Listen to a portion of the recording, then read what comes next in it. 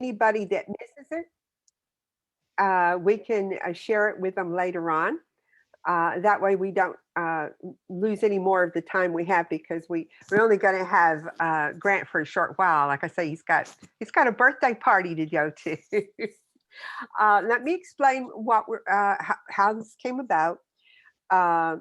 I was invited to participate in a video for Black History Month that Grant was recording for our community. Oh, here's Eric now.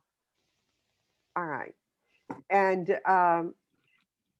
as part of that, I didn't do much. I just did their narrations for the narrator. And we interviewed, gosh, a bunch of people where I zoomed into his studio. In that process, we started talking, and I realized I've finally found the solution, I believe, for audiobooks for us. We have tried twice. I have one book, a username, that was recorded in a studio, but with an amateur who is very dear to me, who did it for me out of appreciation and love, and I love it. It's called Username, and Mike Mullins was the narrator. He spent one of his last summers recording that for me, and so I treasure it. But it is not what we are aiming for as professionals.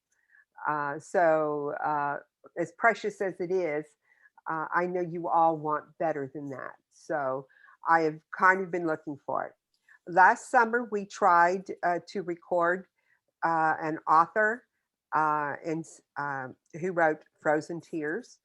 And he sat at his computer, and we have good editing software, so it's not that. But first of all, he's not an actor, so as he read, it was a drone. And as he recorded, his chair rocked, and it went squeak, squeak, squeak, squeak. And of course, no matter how we edit it, we couldn't edit those things out. So we finally realized that we just did not have the in-house resources to do a professional. So finding Grant was amazing. And when I talked with him, he was very excited to do this. And I'll explain about the actors later, but I'm going to let Grant jump on now and tell us about his studio. Absolutely. Thank you, Joyce. And hello, everyone. I hope everyone's having a great Sunday afternoon.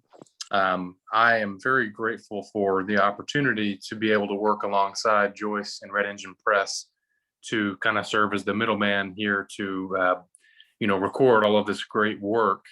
And, the process is fairly simple, but as Joyce was saying, there are a lot of things you have to listen for. And, when you're recording dialogue, there's a very low noise floor. So a lot of things that you may not be thinking about will sometimes be translated into the recording.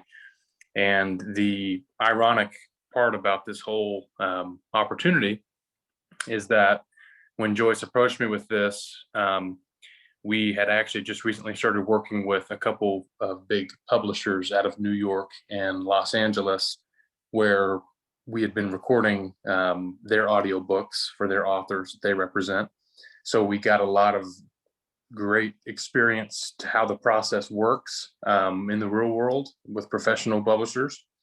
That being said, this will be a little bit different what we're doing with Joyce, because we're not only going to be recording, but we're also going to be doing the editing and the mixing. Typically, that's stuff that is handled by the publisher that we've worked with in the past. So there will be a few new things that we are facilitating here, but that editing and mixing is something that's involved in every project that we record, not just dialogue. So nothing that's too new. So in regards to the actual studio and how the process works, we have a very, thanks to technology today and how we're all connected today on Zoom and from all different parts of the world being able to communicate. Thanks to that technology, we're actually able to make you guys, the authors, a part of these sessions, no matter where you are. And it's actually going to be very helpful and beneficial in terms of recording these things accurately, being sure that whoever the voice talent is has the proper direction and guidance from the authors on how things need to be delivered and spoken. So through that technology, we're actually able to Zoom you guys in, and you will be able to, if you would like, you'll be able to actually see the voice talent and communicate with them, or you can just do audio. Either way, you will have high quality monitoring via our API console. So you'll be able to listen essentially exactly how everything is being recorded. We'll be able to play back phrases that are recorded, so you can hear if they were delivered properly, or if not, be able to give more guidance and direction to the artist. So the process is really cool because no matter where you are, you're able to be a part of it. And I know that this is your body of work, so this is something that you want to be sure is done properly. So it's cool because we are the middleman, and we may be working with a lot of people from all over, but you can still be a part of that process. So anyways, that's kind of the gist of how things work. I would be more than happy to answer any questions right now if anyone has any, or if there's anything I forgot to cover, Joyce. Just a few more. Where is your studio? Tell them about where your studio is. Yeah, so our studio is in Fort Smith, Arkansas. It's in the heart of the downtown Fort Smith Garrison Strip. It's on Garrison Avenue. So it's kind of ironic that our first project with Joyce is a book titled Garrison Avenue. Lots of history on Garrison Avenue. As many of you probably know, what Fort Smith came from, and the great history that we do represent. But the studio itself, just a few fun facts about it. And I will be sure to share some photos.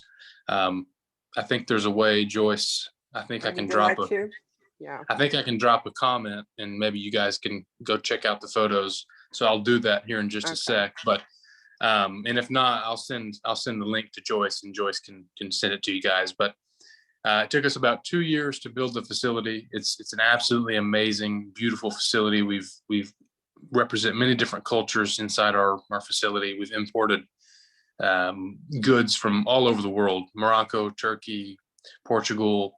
It doesn't feel like. Oh, we lost him.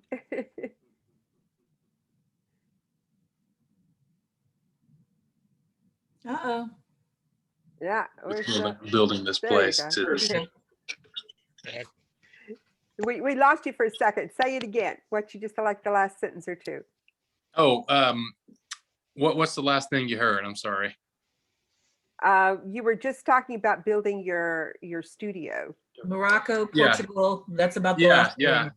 The studio itself is a very, very beautiful environment. We've imported furnishings from all over the world: Morocco, Turkey, Portugal, India. We have handmade Indian tapestries all over our walls. So whoever is going to be doing the recording, whoever the voice talent is, they will be very comfortable. And that was our goal, is to be able to create a space that people can come in and be focused and not be distracted by everything else that's going on in the world. We have no windows in our facility, so it's very easy to spend 6, 7, 8 hours, 10 hours in there, and you won't even know it because you're having such a good time. So anyways, I'll drop some photos in the chat if I'm able to, and you guys can go check that out. But once again, very, very thankful to be a part of this. Very excited to get this whole process started up. And if anyone has any questions, please feel free to. I have one question, and that's, what is your address on Garrison? Catch him again. You're frozen again, Grant. He's stuck. Yeah. When he pops back up, we'll grab him again. Hello. Oh, there you are. There you are. Sorry, I don't know what happened. You had a question. What's your address on Garrison? 1112 Garrison Avenue. Okay. So if any of you are familiar with the Fort Smith area, it's above the old Sigler Music Store. Okay. Oh, okay. Yes. Awesome. So there actually used to be a studio up there back in the 80s, but we completely gutted it and redid it. I mean, it looks nothing like it used to. Took us 2 years to get the space open. So well, let me jump in here and say a couple of things. This opportunity is amazing for us because we have the actors of, I guess we have pretty much a dozen at this, but a dozen possibilities of experienced actors. And they are excited to be a part of this. They'll be able to go down to the studio and do the work that's necessary, and you guys can be a part of it. So I think it's kind of a win-win-win. We have not worked out in those circumstances where an individual author would like to read his own work.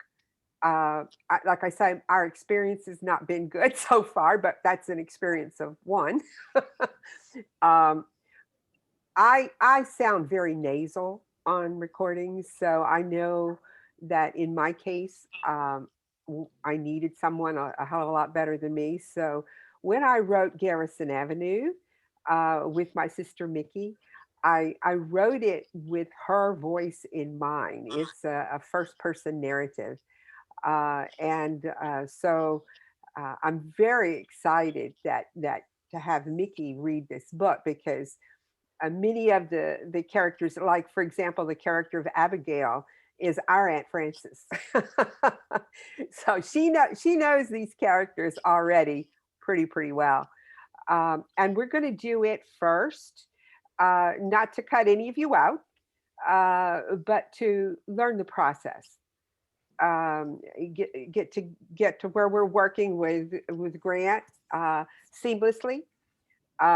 Johnny is working on the contract side. My husband John is working on the contract side. There you are. And those are all issues that we are working out through Garrison Avenue, which we are going to start recording this month. And after this meeting, Grant and Mickey and Ricky and Eric and Johnny and I are going to meet separately with Grant to work through some things. In terms of being able to schedule with Grant, if you are wanting to record your own voice, I really think you would need to come here to record. What we've tried to do remotely was such a disaster that I just don't think it's reasonable to think you're going to have a good outcome. Would you agree, Grant? I would, unless you've got a level of some type of recording experience, we've luckily been able to work firsthand with some publishers on how this is done professionally, on top of the equipment we have available at the studio. I mean, it's nothing short of what you would find in Nashville, or we have some legendary, it's a world-class facility. So I do think it would be worth everyone's while for the end product if it were recorded, if not at our studio, a studio nearby wherever you are, if that is the case, if you are wanting it to be your voice. I would definitely recommend consulting with, a professional service like ourselves if you can't make it to Fort Smith. Okay. Does anybody have any other questions of Grant? He's going to drop out, and then we're going to meet with him again later. So anybody else have any questions for Grant? Go ahead, Rick. I've got a couple. How long would you think it would take to record say a nominal 300-page historical fiction novel?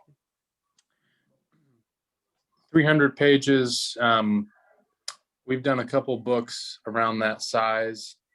And there's many variables, depends on the reader, the mistakes, different things like that. But I would imagine that could be done anywhere from 6 to 8 hours. But past the initial reading and recording, there is usually at least one round of what they call pickups.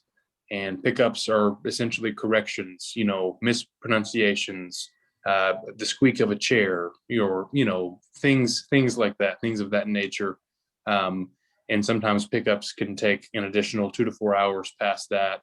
So I would imagine, and this is another reason that it's going to be a great test with Garrison Avenue, with Joyce's book, is because hopefully we're going to kind of be able to develop a baseline of what you guys can expect to pay. But I would imagine most books between 200 and 400 pages are probably going to take anywhere from 6 to 10 hours of initial recording, not including like I said, the editing and the mixing, and that can vary. That is kind of hard to gauge in terms of how much editing is going to be needed, depending on the project. Start to finish, how long do you think? I mean, I'm just trying to get a feel for, are we talking days, weeks, months? Well, when you say, are we talking days, weeks, months, are you talking about total hours invested, or are you talking about just turnaround time in general? Just turnaround time, yeah. Complete turnaround time in general, that kind of depends on how many other projects we have going at the time, because I will say, obviously, audiobooks aren't the only thing we record. We record lots of music and records, and with that's primarily what we do. So I will say, I think we can come up with a general time frame, for most projects. But for what we do now with these publishers out of New York and LA, I mean, it's turned around by the next day. But the thing is they're doing all the editing and mixing. So there may be a couple weeks before they reach back out to us with a pickup session, So I know I'm not answering your question very well, but I would say anywhere from 2 weeks to a month is probably going to be your overall turnaround time for a finished product to be ready to be, published on the internet. Are y'all able to put any music to this between chapters, or however it's done? Any kind of music? I mean, there's many there's many levels you can take a recording of this nature. We haven't done anything like this, but I have seen some audiobooks done where there's sound effects included, and there's dramatic music that's included, and that's all possible. But it does take an extra level of pre-production, finding those sounds, copywriting that music. There's just more variables when you start wanting to do things like that, but all possible, absolutely possible. And to that end, when we start talking about costs, and we're not going to give you a final answer quite yet, but how it will work will be recorded hour by recorded hour. The actors work that way. Grant works that way. And that means that it's the final product. So if it's an 8-hour book, all the elements added together from all the participants, their charges would be per recorded hour. So they're including in their practice, the pickups, all of that stuff is included in the total cost that would come to you. Is that a good explanation? I know from the acting perspective, that's how it works. Sounds good to me. I understand that. I guess my last question, I'm sure you're going to deal with this, is marketing the final product. Yes, and that's not either of their expertise. So, and in fact, let's do a quick talk about that. Essentially, the next step after we get the final product from them is to load it into 2 different systems. One is going to be Audible, who is the big Megillah in the room. Everybody and his brother knows where Audible is. And the other is for small independent public bookstores. There's something called Libro.fm. And like, for example, if you buy a book on Libro.fm, you can specify an independent bookstore in your area that would get the credit for it and get the money for it. So the next step that we as publishers will be doing is loading those into those, at least those two. We're currently researching other places. For example, one of the big target audiences would be truckers, you know, hours and hours and hours on the road, people on ships and boats, you know, that there's lots of monotony in what they do. Originally, it was a huge issue involved in getting, first it was the little videotapes or audio tapes, and then it was the CDs. Now they're streaming. So I've done a little bit of research on that at this point. I haven't come to my final conclusions yet on what other elements besides Audible. It seems to me that a lot are downloading right from Audible, but I'm trying to get some information, more information on that. I have some queries out. Now, in terms of advertising it, certainly we can start advertising here in Fort Smith. We know where to advertise. We know, for example, there's the Fort Smith Little Theater program. I advertise there. Well, obviously, if one of the Fort Smith Little Theater actors is included in that's a regular audience that would see that. In terms of Facebook, we can do marketing on Facebook. The trick, though, is where are the truckers? Where are the people that, you know, in my case, I use audiobooks because by the end of the day, my eyes are shot. And so I listen to an audiobook at night. You know, the ones that I feel I need to read for fun, and those I feel that I need to read for information because my eyes are gone. Well, what do our audience, where are they? And I would have to rely on each of you to do a little research on your own books, and you know who buys and who doesn't buy, who comes to you and hems and haws and they want a book, but they can't see, or they, you know, whatever, you know, where are they going to be, and how can we market to them? And that would be a challenge I would throw back at you. Where do we get veterans? Where, you know, one thing is to go to the Veterans Radio Network. They're very good to us, and they would interview you. They interviewed me, gosh, at least 20 times. So that's one place, you know, and to tell your story and say you've got the audiobook and get it out there. If you're a historian, where do historians go? And what kind of places can we market to? Does anybody else have any ideas about that? I know one thing, my cousin's got a 2-year-old Ram truck, and there's no CD in it, of course. Mm-hmm. It's that recent. So I downloaded several gospel albums that he wanted downloaded onto a jump drive. And he goes along in his truck now with the jump drive plugged into his truck. Mm-hmm.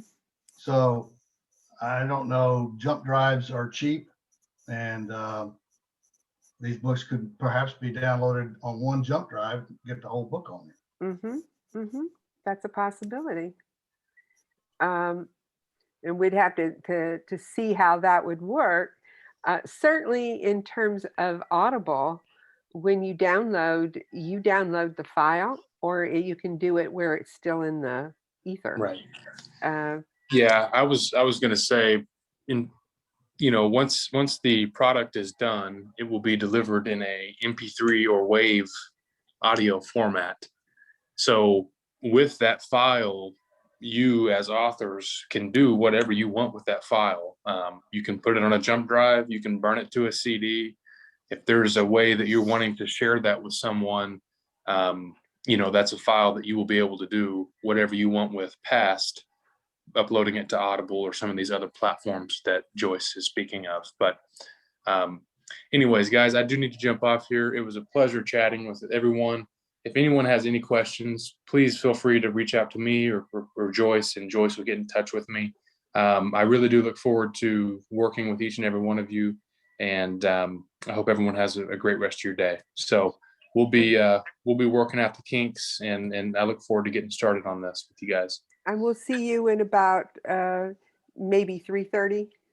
Yeah, I'll shoot you a text, Joyce. Okay. Okay. Bye-bye. Thank you, everyone. Have a great day. Bye, thank you. Okay, so let me talk. I'm going to introduce Mickey and let Mickey tell you about acting and what's involved in the little theater and the group of people that we have. So take it away. Hi, everybody. I'm Nikki, and I am Joyce's sister. I have currently I am an administrator at a local university, but as part of my education, my undergraduate education is a degree called Performance Studies from Northwestern University, which used to be called interpretation, which is literally the art of reading text and performing text. So that is sort of my link to this project, and that's what I studied as an undergraduate. The technology has changed significantly in 30 years, but where my expertise comes in is being able to see what's in the text and bring out things that we hope that the author intended us to bring out. In terms of performance, I've done a little bit of professional theater, but for the last 30 years, essentially, I have been working in various community theater groups. And Fort Smith Little Theater is very blessed.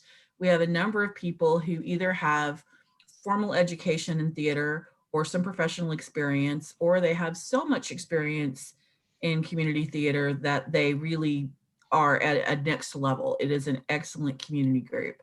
I will tell you that I perform a lot. I also am a director. I want to introduce just a few of our very talented folks. So the first person I want to introduce is Ricky Black. Ricky is an exceptional actress who started out as a backstage person. And over the years, we sort of pushed her into acting, and her very first show she auditioned for, she got the lead. She was amazing. And she is an excellent, excellent director, and someone that would be a great choice both as an audiobook talent and also a great choice to direct a project. So say hello, Ricky. Hello, Ricky. Hello, everyone. Thank you. It's great to be here. Great to work with Joyce and Mickey and everybody. So thank you. So Ricky is also married to someone who has great expertise in technical theater and also is a very talented actor in comedic roles. So he is someone we may be calling on as well. The next person I want to introduce you to is Eric Wells.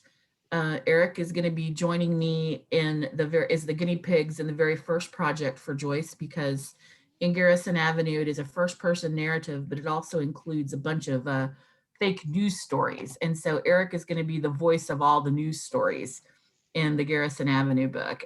Eric is he's just finishing his bachelor's degree in elementary education. He's going to start his student teaching in the fall. He's been working with Little Theater for, Eric, how long? 10, 11 years? It'll be, I think, 11 years. Yeah. 11 years. 11 He years. is a talented actor, started out in musicals and has deepened and grown over the years, and has recently, in the past 5 years, become one of Fort Smith Little Theater's most outstanding directors. He's really, really excellent. The next two people I want to introduce are Jamie and Brandon Bolin, who are a married couple. Jamie has been around Fort Smith Little Theater since she was a kid. I directed her almost 10 years ago in a production of Little Women where she played the heroine Jo, and she is outstanding. She is still a college student and working for one of our local companies, and she is a very, very talented, very, what's the word? Very versatile actress. So Jamie, say hello to everybody. Let them hear your voice a little bit. Hello, thank you, Mickey.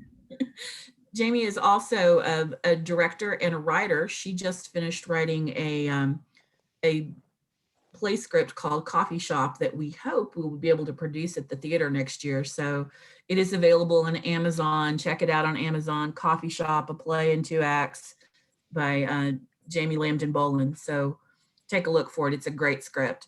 And also on camera with her is Brandon Bolin.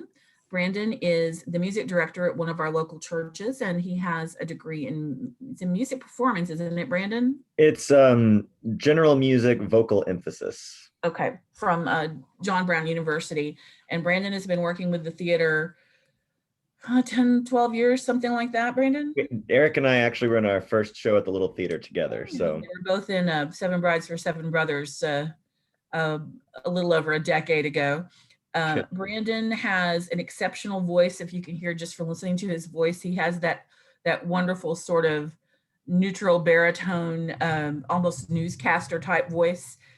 He can do a variety of sounds, and while he is quite young, only just barely over 30, he can sound far older or far younger, depending on how you want him to go. He's a very versatile actor and also a tremendous singer and musician.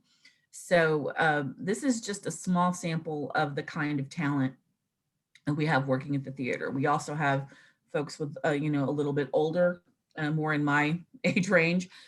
We have some other folks who are in their early 20s. This group I've watched grow up for the last 15 or so years. And so it's wonderful to see them. And all 4 of them are talented directors. So not only do they have the ability to perform themselves, they also have the ability to coach other people in their performances. So that's just a little bit of an example of who we are working with. And we have other folks on tap as well. These are just the folks I trust the most. So I wanted to invite them to say hello. So do any of the 4 of you have anything you'd like to throw out there or add or? No. But all very experienced, all excellent choices to work with, and all people that when I get a chance to cast a play, they're some of my go-to folks because they're the people that I know are going to be rock solid and I can depend on them.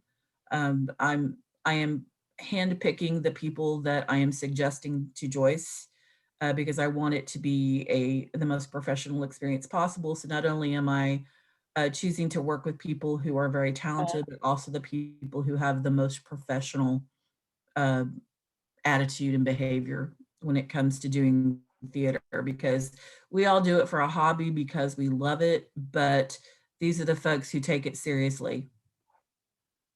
Yeah, and So I any think questions? that's important. It is important. I will tell you that I've been doing this since I was 7, not quite birth, but since I wrote my first play and performed in it when I was 7. And I'm 57 now, so I guess I would say I have 50 years of experience doing this stuff. So guys, we have a new person here. This is David Tannenbaum. He's another one of our authors. So I just wanted to recognize that David's here. Hi, David. Can you, do any of you guys have any questions of the actors? I know we haven't yet talked about process and what we're planning. Before we get into that, any questions? I just noticed that Carolyn changed cats. She did. Cat died itself. Infinite variety. Excellent. I will say one more thing about Fort Smith Little Theater is next year is our 70th, is it 70th? Yeah, 70th anniversary. 70. It is the longest continuously running operating theater in the state of Arkansas. And it is unusual in that it is a completely volunteer board. So while it is a nonprofit, We do not waste any money on executive directors or salaries. Everything is volunteer and has been for 70 years. And therefore we have our own building completely paid off. And there are not very many arts organizations that can say that they are fiscally sound, and we are. So despite the pandemic, we are in great shape, and that's an exciting place to be in. And it was very wise management over the course of the 70 years that's kept that theater going and in such good shape. Yeah, not that I'm proud of my sister, but you can see why I thought this was a very viable possibility and opportunity for us, that it would be a win-win-win. It would be a win for Fort Smith. It would be a win for our authors. And it would certainly be a win for the actors to give them experience in this kind of thing, as opposed to on the stage alone. Do any of the authors have any questions of Mickey or any of the actors? Yes, ma'am. Mickey, how do you go about picking the actor who's going to do the narration? We're doing our very first project right now. I will tell you how we do it in general. For theater things, we typically do it one of two ways. We either have open auditions, and we have segments that we ask people to read for us so we can get a feel of how they fit. But we also do another method, and for some shows, we do shorter term shows in which the director chooses actors that they're familiar with and work with. I would say we haven't decided on the process completely, but I would say probably some combination of that. I can foresee perhaps recommending 2 or 3 people of the right type to read, and then perhaps having a segment or 2 to read so that the author could choose between voices.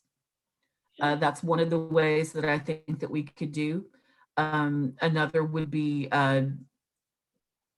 to have more of an open audition process and say, hey, we're looking for someone about this age, this gender, and have quite a few actors read. Sometimes that can be very overwhelming. I know all 5 of us are directors, and sometimes when everybody is good, that can get very stressful. So I think possibly just narrowing it down based on a discussion of, who's the right age, who can do certain types. Is a voice particularly regional? For example, one of our best older actresses at the theater is in her 70s, but she sounds Texan, Arkansan. I'm talking about Carol, folks. If you guys were interested, Carol would be a fabulous audiobook narrator, but it would have to be something that was very regional. I would not recommend her for a book set in New York City because it would sound very odd. Whereas I have other actors who can adapt their tone to sound more neutral, etc. So it would really depend on, the age of the voice that we're looking for. And we all know those folks very well. So we would be able to kind of recommend people. And on top of that, what we have asked them to do, and the whole group is slowly getting it to me, is to record something short. And that would give you an array to choose from. And then you could say, I'm interested in this, this, and this. And then they could read those 3 or 4, could then read something from your book. And that would give you an idea. I think there is a step in between there where you would need to rely on Mickey's judgment that said, they sound really good here, but that might not work for your book. You could use her as a reference, as an educated ear, as it relates to what you're looking for, to help you find what you want. Does that answer that question, Carolyn? That's fine. Gail? Yes, ma'am. Yes, I have a question about, in one of my books, or in 2 of my books, I have a lot of characters, a lot of different characters. And so do you just use one actor who will change his or her voice to be that other, to play all the characters? Or do you bring in other actors to switch over? It depends. The second choice is possible, but usually those are called dramatized. And if you look out at commercial audiobooks that are available, you'll see that some of them say dramatized, and those are usually abridged, and they usually have cut out the narration and they cast multiple voices. Most audiobooks that are sold commercially rely on a single reader.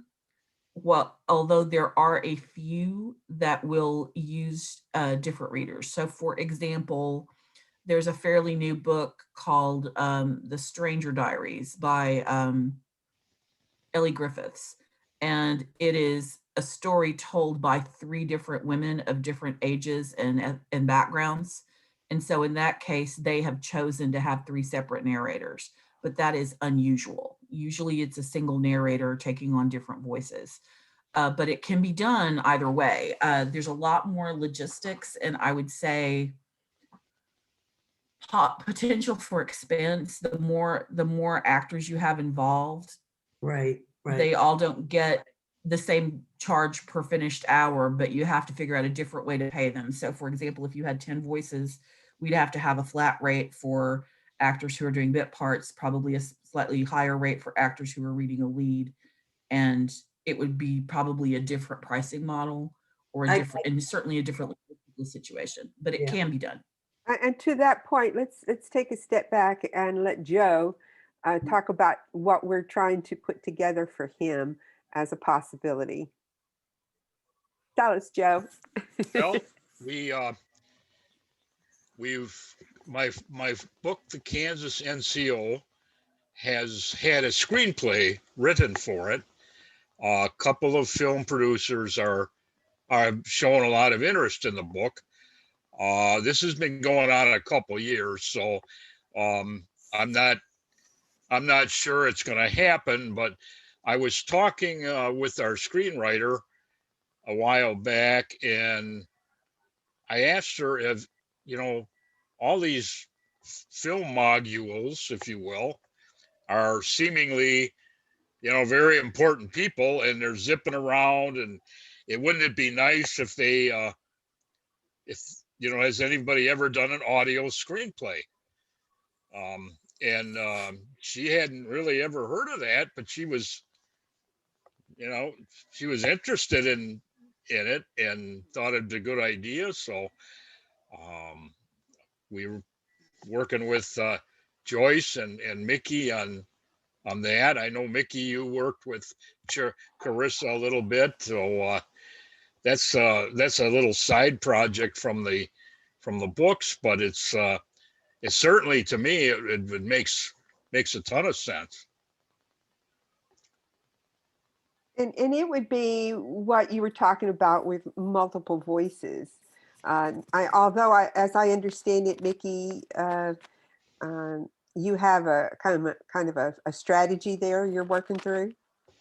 I do. I'm just getting it figured out in my head, but my idea is my discussion with Clarissa, that because of screenplay is so much of a screenplay is about what you're going to see, and so screenplay writing is very descriptive visually. So it literally tells you when the camera cuts, what the camera is looking at, what it's focusing on. So in that case, there would need to be a narrator voice who is reading those screenplay directions. That's very similar to what we do when we read plays aloud, in that we'll often read the stage directions aloud so everyone reading gets an idea of what's happening. I think for that to work, it's going to have a screenplay narrator voice reading, and then depending on the size of the roles, and that's where I am with Joe's project right now, is trying to figure out how many voices would be appropriate. Most screenplays have a large cast of characters. If we hired an individual actor for every character, that would get very cost prohibited. But also there are some major roles, and so I would assume that we would need to hire individual actors for those major roles, and then allow people who have slightly more versatile or neutral voices to fill in as the smaller characters.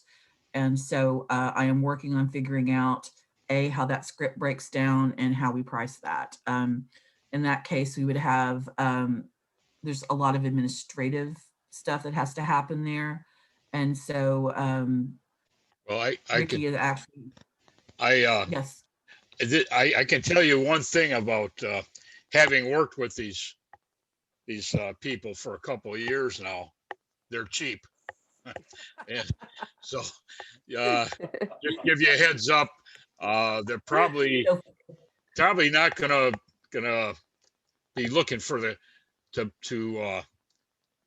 for the Cadillac edition. Yeah. of it, We're if you actors. will.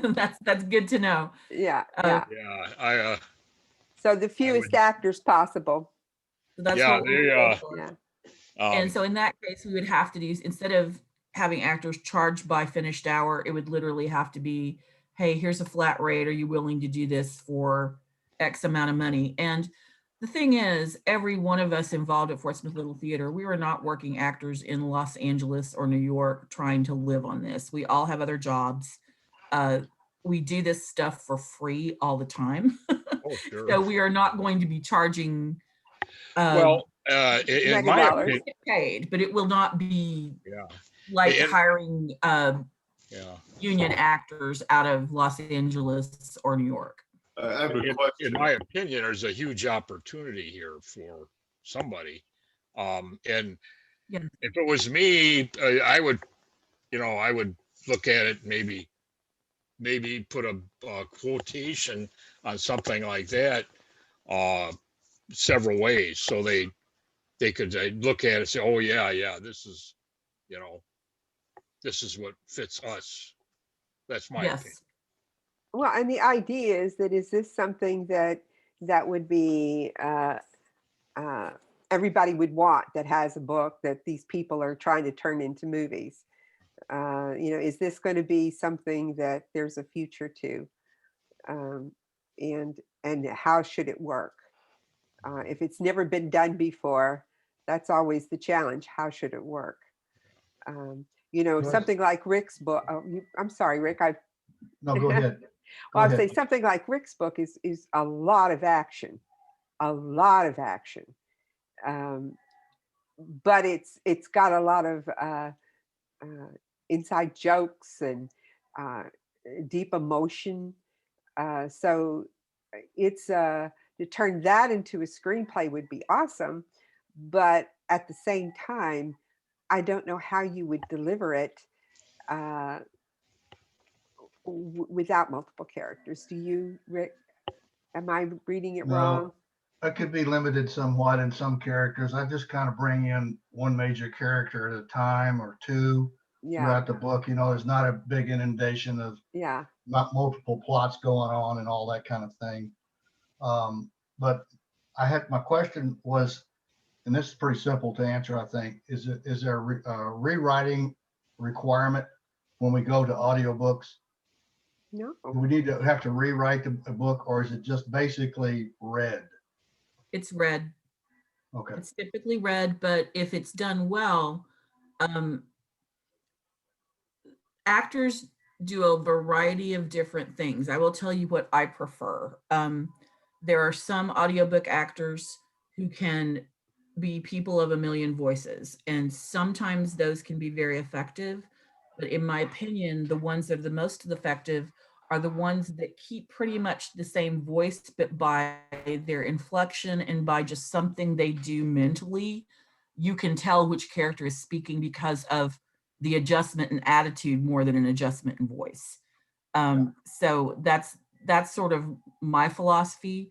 Though, yeah, we could, depending on request, we can go full on multiple voices, but usually what happens then is it becomes more about the voice and less about the author's text. And given my training and background, my attitude is always about what is it that the author's trying to say and the author's trying to bring out here. And I'd much rather have voices that do that than voices that are showing off how fun they can be.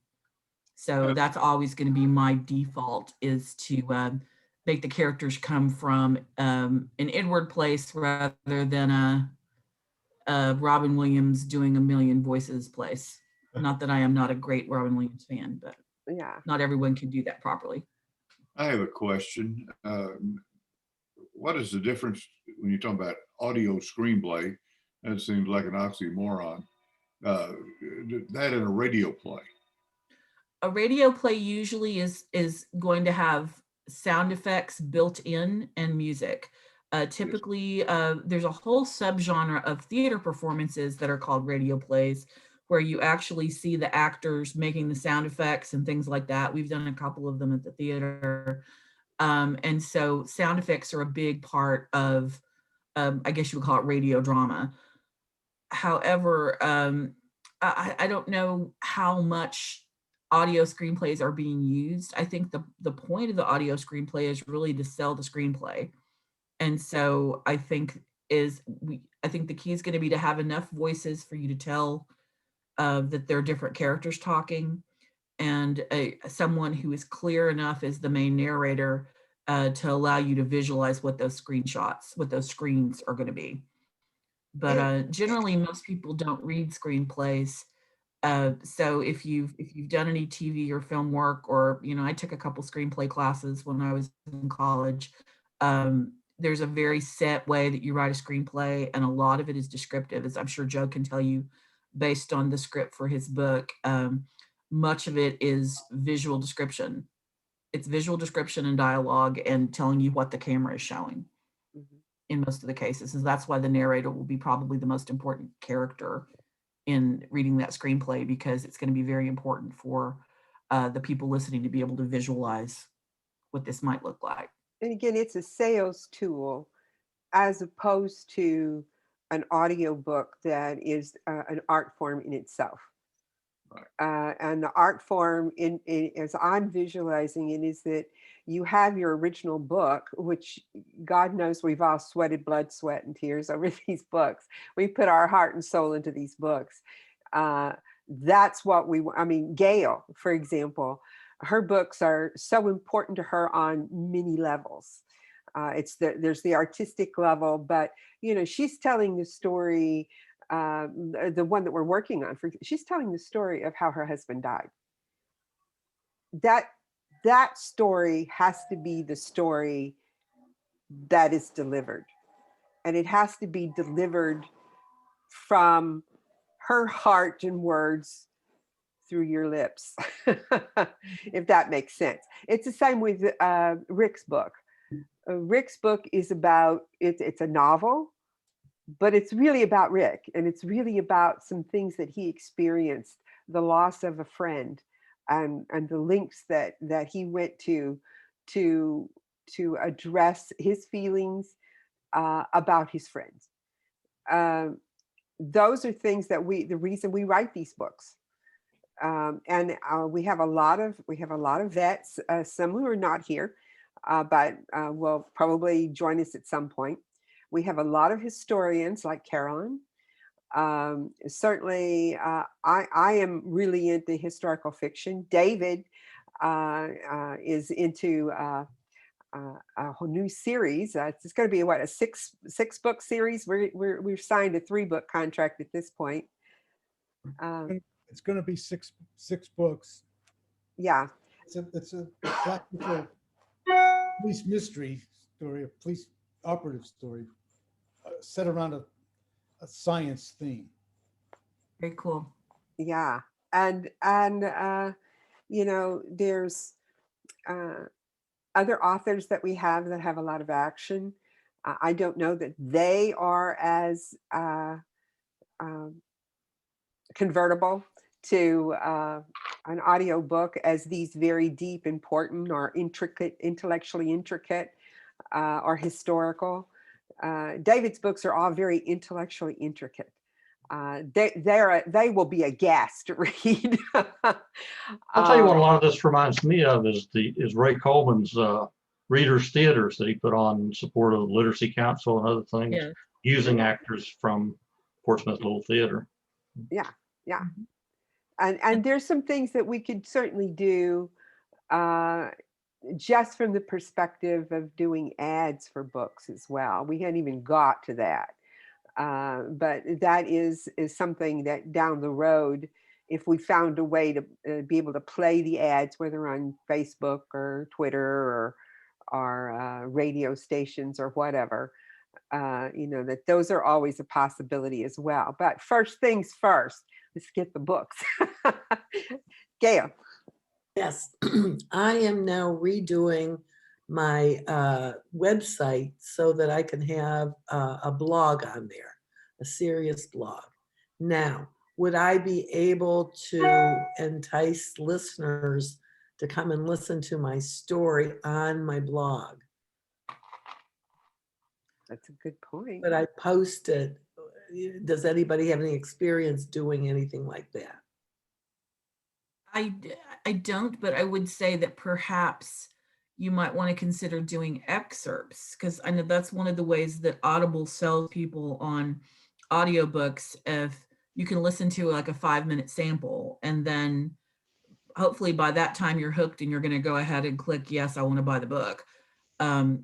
But I would caution you not to put the entire file out on your blog, because it would actually cut down on people purchasing the audiobook. But I think you could probably judiciously use some samples on your blog. Well, the other way too is I'm thinking about my other 2 books that had been published. When they were edited, there were whole portions that were cut out. Mm-hmm. And I still, of course, have all that written verbiage.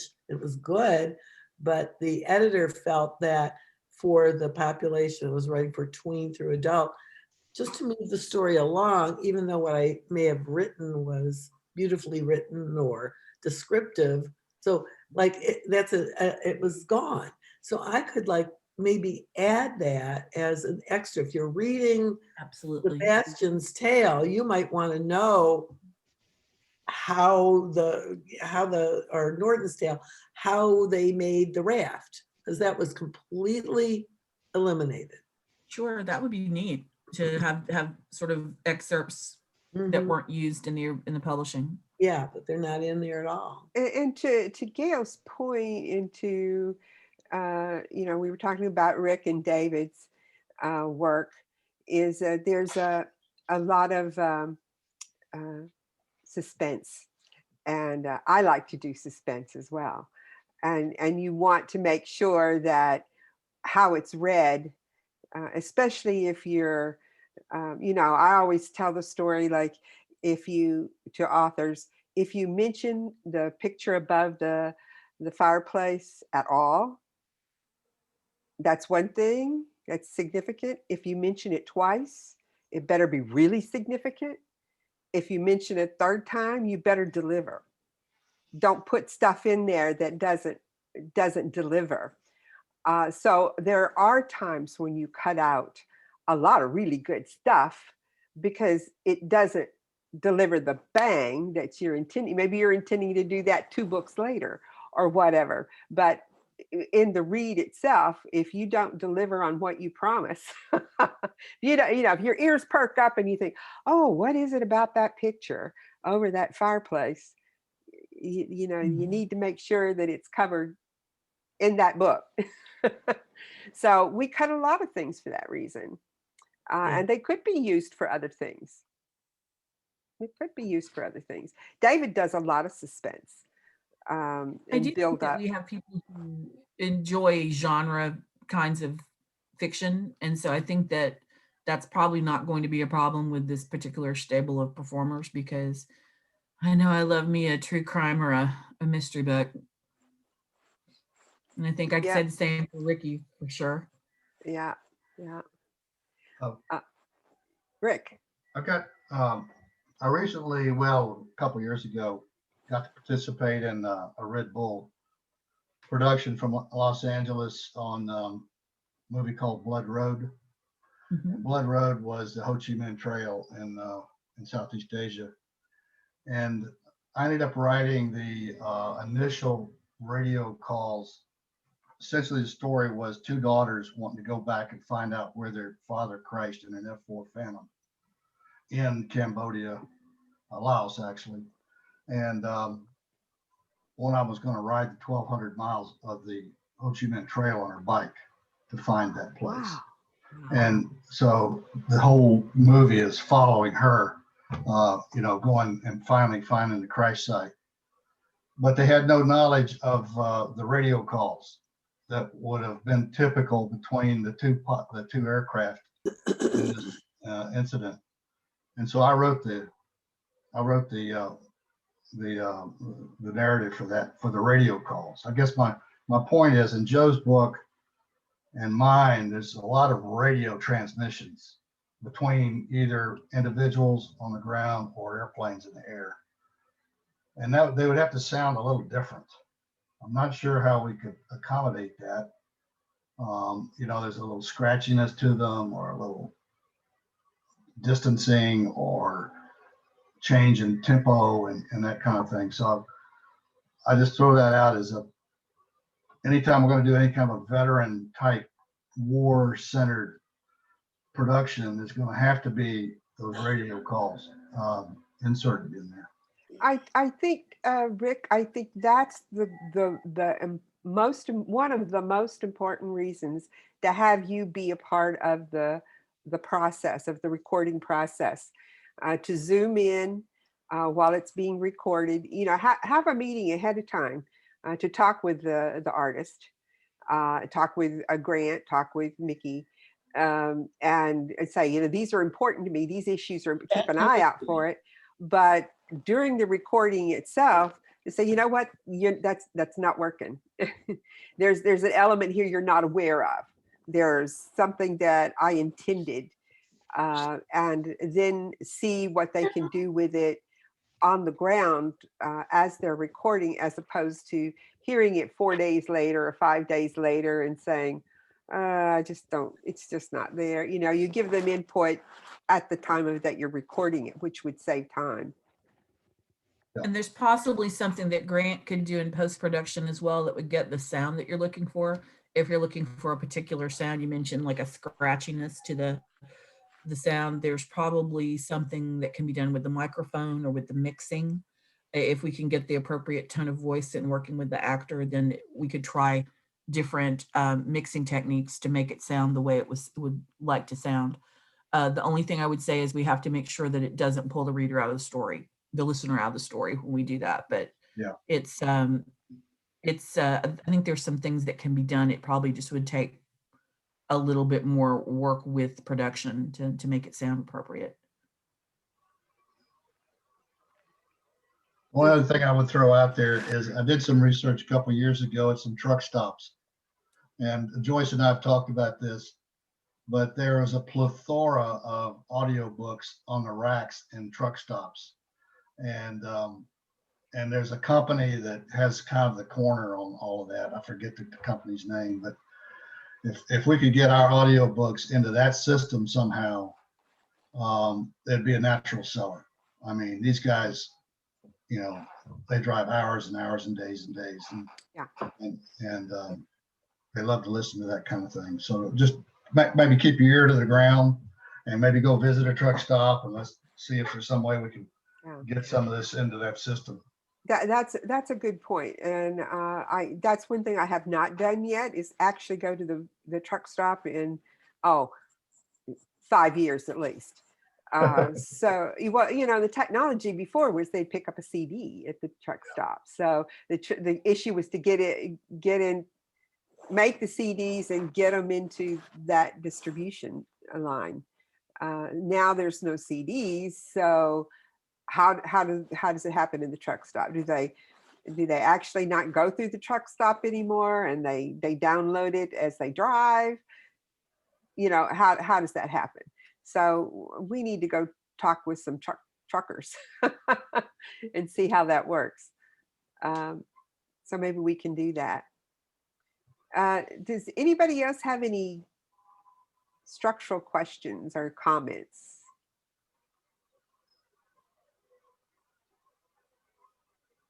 Okay, so here's, did you want to say something, Jamie? Sorry, yes. I know at least for ABF, because the company uses a podcast to kind of communicate some of those messages to the drivers who may not have the time to, sit down at a computer. So I don't know exactly which platforms they use or if they're available on most podcast platforms, but someone with more knowledge about this may be able to say that you could do chapters for podcasts, but I really don't know, but it was a thought that I had that I thought I would share. So like a serial, turn some of these books into serials. Right. Yes. Yes. That's how they sold them a long time ago. Yeah. Everything old is new again. It is. Girls of Pauline. Yeah. How about authors? Are you guys up for that kind of a creative approach as well, if that turns out to be what the truckers are interested in? I mean, it's still monetized. So, I mean, it's not like, should we explore it?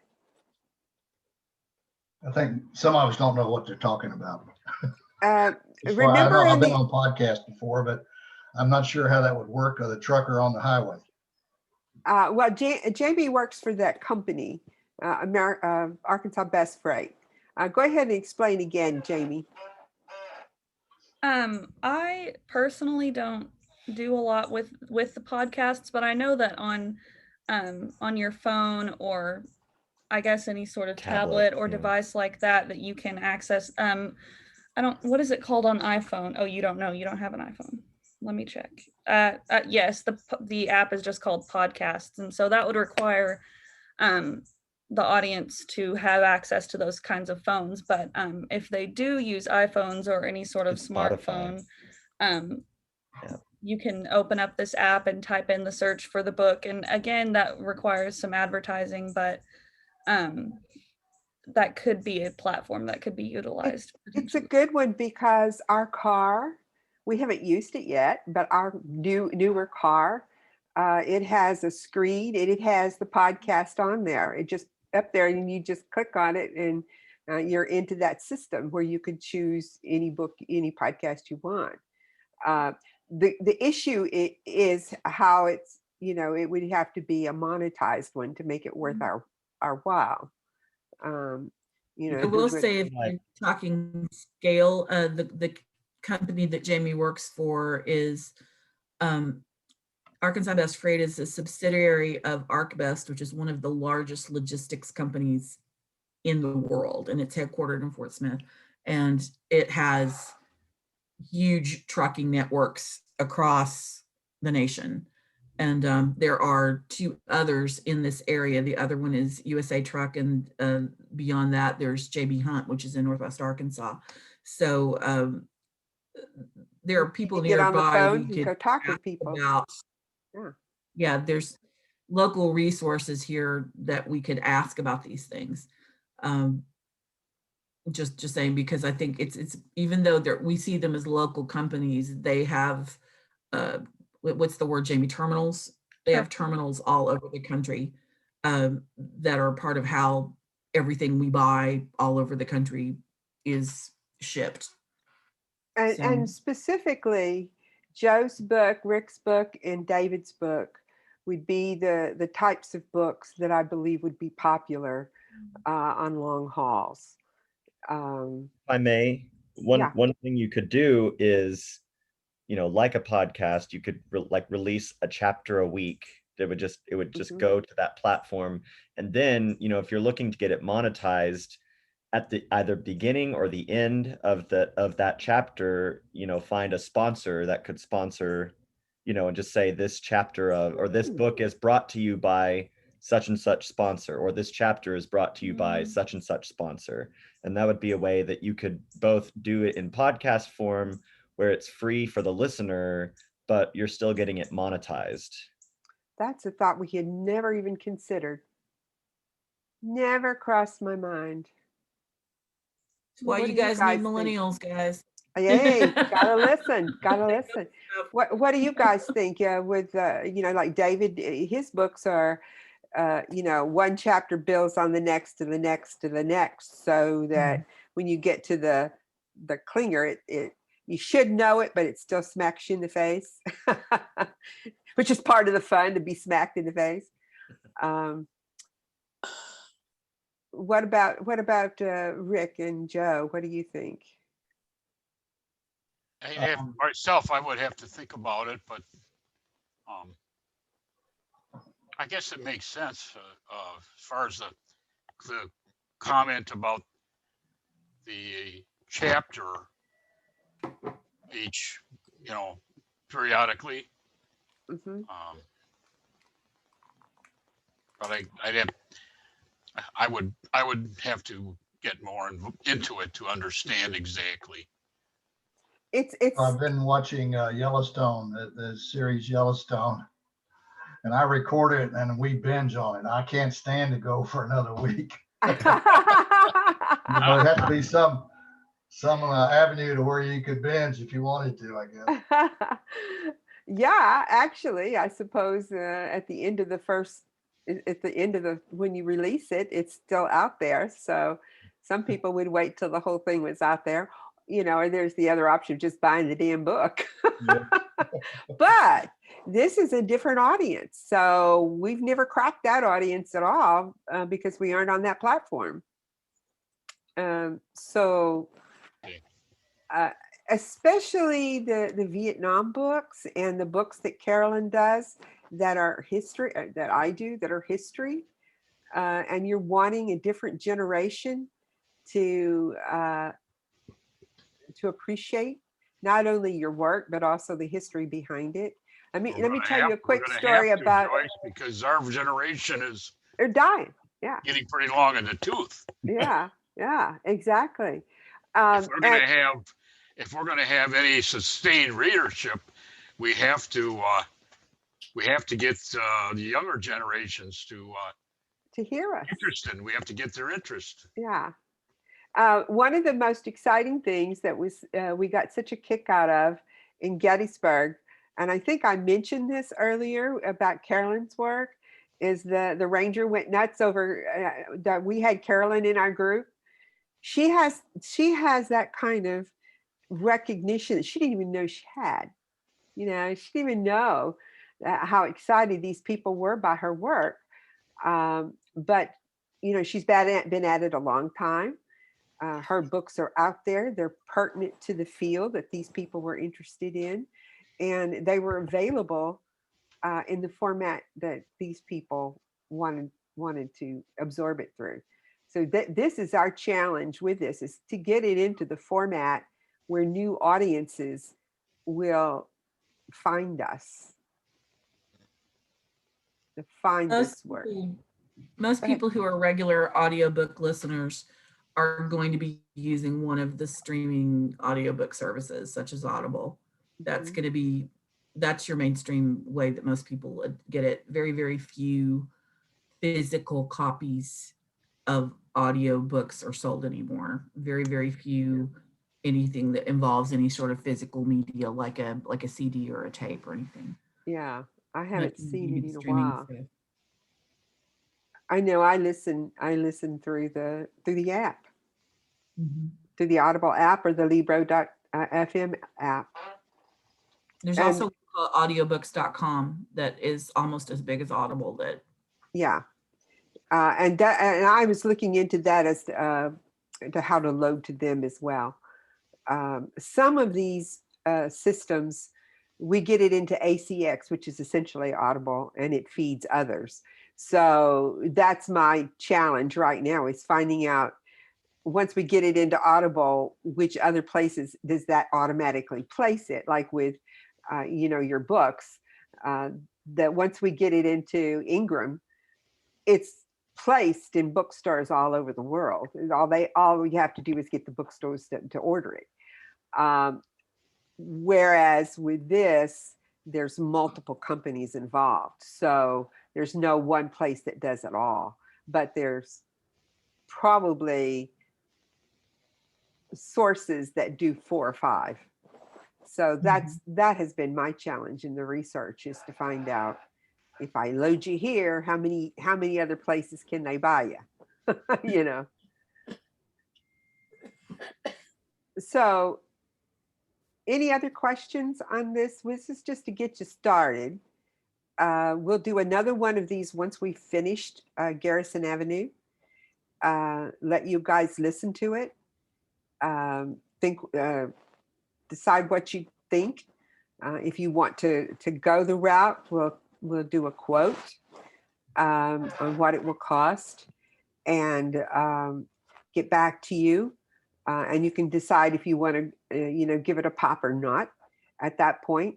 I recommend waiting though until we do get Garrison Avenue done so that we have it under our belt. Grant's already had books under his belt, but he's got to go through the mixing process. So I just wanted to give you what's coming and what's possible and let you think about it. Okay. All right. So we've been at it a while. Let's call it a day. And I'll call a meeting when we have finished Garrison Avenue, or send you a link or whatever, and let you guys see what we've been able to produce. Now, here's the other thing. The other reason that I wanted to have two voices with Garrison Avenue, first of all, it makes sense to do so. Mickey could certainly read those blurbs. She wrote a lot of them. But the difference in voices, but also to give us an idea of what two different voices would sound like. So just as an FYI, that was part of the idea behind this, to give you all ideas of your own, because again, you will be the director because you'll be able to zoom in, you'll be able to talk with Mickey, you'll be able to talk with the actor, you'll be able to talk with Grant, and make sure that they're understanding what you want. We are starting next week. I mean, next weekend is when we do our first recording session for Garrison Avenue. So yeah, it's getting started right away. So we'll see. I have no idea how much we'll get done next Sunday, but we're going to start. So it'll be fun. It'll be fun.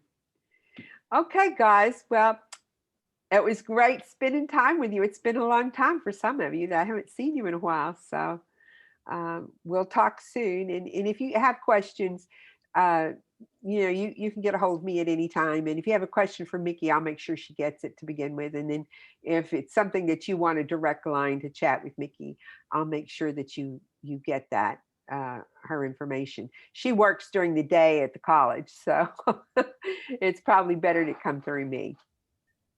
Probably. I've got email on book order. Oh yeah, and then you can talk with Johnny and we'll get the book order set up for you. Okay, thanks. Any other questions? Any other bye-bye questions? Okay, guys, thank you so much. Joyce. Thank you. Thanks, Joyce. Thanks, John. Everybody. Thank you. Jenny and Brandon. Thank you, Mickey. Thanks, Mickey. Thank you both. Right. Bye, guys. Thank you all. Bye.